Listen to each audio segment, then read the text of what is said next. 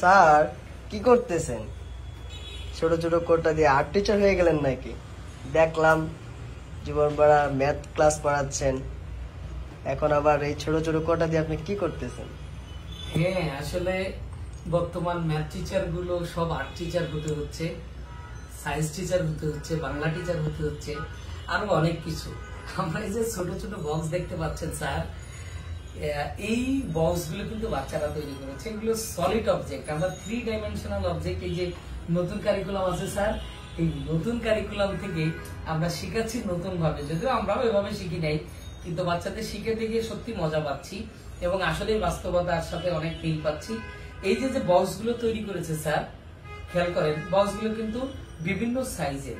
আমি ওদেরকে শিখিয়েছি কিভাবে বক্স বানাইতে হয়। এরপরে বাচ্চারা কি করেছে, এগুলো মেজার করেছে। এগুলোর আপনার লেন্থ বের করেছে, হাইট বের করেছে, ব্রেথ বের করেছে। ব্রেথ বের করার পরে এরপরে আমি ওদেরকে শিখিয়েছি কিভাবে এর এরিয়া গুলো বের করা যায়, মানে ক্ষেত্রফল বের করা যায়, কিভাবে এর ভলিউমটা বের করা যায়। যখন বাচ্চারা ভলিউম বের করতেছিল তখন এর ইউনিটটা আসছিল কিউবিক সেন্টিমিটার বা কিউবিক ইঞ্চি এই ধরনের। তখন বাচ্চারা বারবার প্রশ্ন করছে, স্যার কিউবিক বলতে কি?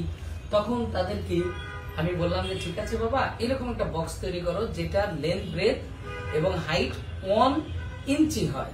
তখন তারা এই বক্সটি তৈরি করে দিল। ঠিক এরকম অনেকগুলো বক্স তৈরি করেছে বাচ্চারা। তো এইটার লেন্থ মেজার করেছি, হাইট মেজার করেছি এবং ব্রেথ মেজার করেছি। করার পরে বাচ্চাদেরকে ভলিউম বের করতে বলেছি। এটা 1 সেন্টিমিটার 1 ইঞ্চি 1 ইঞ্চি 1 ইঞ্চি ইন্টু 1 কিউবিক ইঞ্চি। তো এটা 3 ডাইমেনশনাল অবজেক্ট 1 কিউবিক ইঞ্চি। এরপরে বাচ্চারা বিভিন্ন সাইজের বক্স বানিয়েছে। দেখেন স্যার, এগুলো বাচ্চারা তৈরি করেছে। আবার এই যে যে বক্সটা দেখছেন, এইরকম বক্স তৈরি করেছে। আবার দেখেন স্যার, এই যে বক্স তৈরি করেছে। এখন এই বক্সটা দেখেন, ওদেরকে আমি বুঝালাম লেন্থ, ব্রেথ, হাইট সমান। এটা কিন্তু এটার সমান না, তাহলে এটা কতটুকু? তখন ওরা মাপলো, মাপার পরে ওরা বের করলো যে এইখানে আছে এখানে আছে 200 কিউব ইঞ্চি। তো 200 কিউব ইঞ্চি বলতে কি বোঝায়? আমরা এইরকম বক্স গুলো বাচ্চাদের এর মধ্যে, এই যে বক্স দেখতে পাচ্ছি,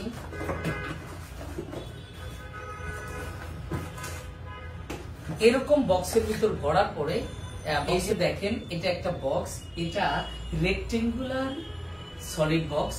তো এর ভিতরে আমরা কতগুলো 1 কিউবিক সেন্টিমিটারের বক্স রাখতে পারবো। আমরা কি করেছি, গুনে গুনে এর ভিতরে কতগুলো রাখা যায় সেটা বুঝিয়েছি। তার মানে ভলিউমের যে ইউনিটটা সম্পর্কে তারা ক্লিয়ার আইডিয়া পেল এবং ভলিউম বের করতে যে ফর্মুলাটা ব্যবহার করা হয় সেটা বের করলো।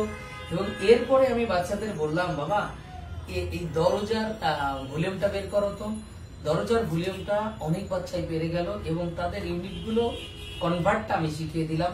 এখন তারা যে কোনো সলিড অবজেক্ট আমি যাই দিচ্ছি না কেন, তারা সেটা বের করে ফেলতে পারছে। দেখেন, আমরা আগে যেভাবে নতুন পুরানো কারিকুলামে যেভাবে করেছি, বাচ্চাদের শিখিয়েছি বাবা এটা রেক্টেঙ্গুলার কোশ্চেনে লেখা আছে, সুতরাং এটা লেন্থ আর ব্রেথ মাল্টিপ্লাই করলেই এরিয়া পেয়ে যাবা। ওরা রেক্টেঙ্গুলার দেখছে তো এরিয়া বের করে বলছে হ্যাঁ ঠিক করেছে। আমরা বলছি না যে ঠিক করেছে, কিন্তু ওরা ওই রেক্টেঙ্গুলারটা বুঝতে অনেক সময় লেগে গিয়েছে তাদেরকে। আরো বড় ক্লাসে অন্য বা প্র্যাকটিক্যাল লাইফে যখন গিয়েছে তখন বুঝেছে যে রেক্টেঙ্গুলার সলিড অবজেক্ট কি। আর এখন তাকে প্র্যাকটিক্যালি যখন করছে তখন কিন্তু তারা দ্রুত ক্যাচ করছে। এবং আমি যে জায়গাটা খুব বেশি ফোকাস করি, দেখেন একজন গণিত বিশেষজ্ঞ, অনেক গণিতে অনেক ভালো কিছু পারে, সেও তার নিজের বাড়িতে দরজা লাগাইতে গিয়ে কাঠমিস্ত্রির কাছে ডেকে নিয়ে আসে, ভাই আমাকে একটু বলেন তো এই কত সেফটি কাঠ লাগবে আমার দরজার জন্য। সেই একবার চিন্তা করেন তো, ওই কাঠুরি বা কাঠমিস্ত্রি কোন স্কুলে পড়েছে? কোন স্কুলে হয়তো পড়েনি, অথচ তারা নিখুঁত ভাবে বের করে দিচ্ছে, আমরা বিশ্বাস করছি। এখনকার সময়ে ওই ব্যাপারটা হবে না, কারণ বাচ্চারা নিজে নিজে যখন এই ভলিউম গুলো বের করবে, ভলিউমের কনভার্সন গুলো জানবে এবং আসলে এটা কি, এর সারফেসে দেখেন, এর সারফেসে কতটুকু কাগজ লাগবে পুরাটাকে মোড়ানোর জন্য, সে কিন্তু বের করে দিচ্ছে এবং আমরা শিখাচ্ছি। ইনশাআল্লাহ পরিবর্তন একটা আসবে, বাচ্চারা যদি সঠিকভাবে শিখে এবং একটু মনোযোগী থাকে, ইনশাআল্লাহ পরিবর্তন আসবে এবং বাচ্চারা জেনে জেনে শিখবে।